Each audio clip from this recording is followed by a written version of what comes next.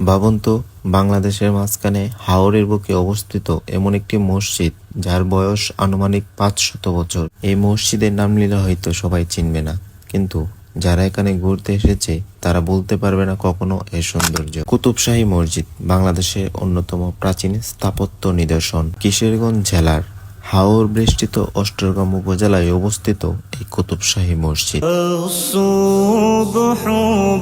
এই মসজিদ ইতিহাস, স্থাপত্য এবং রহস্যে ভরপুর। মসজিদটিতে কোনো শিলালিপি পাওয়া যায়নি, তাই সঠিক সাল না জানা থাকলেও এর স্থাপত্য রীতি ও কারুকার্য দেখে গবেষকরা মনে করেন এটি সুলতানি আমলে নির্মিত হয়েছিল, এবং কিছু ইতিহাসবিদ মনে করেন এটি মুঘল আমলের প্রথম দিকে নির্মিত হয়েছিল। মসজিদের পাশে কুতুব শাহ নামে এক ধর্মপ্রচারক ও আধ্যাত্মিক পীরের মাজার রয়েছে।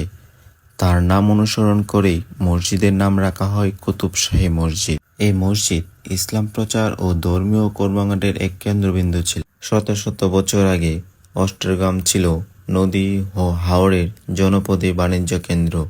সে সময় এখানে ধর্মীয় ও সামাজিক কেন্দ্র হিসাবে মসজিদটি বিশেষ ভূমিকা ছিল। এই মসজিদ প্রমাণ করে যে হাওর অঞ্চলের মুসলিম স্থাপত্য ও নগরায়নের দ্বারা কতটা শক্তিশালী ছিল।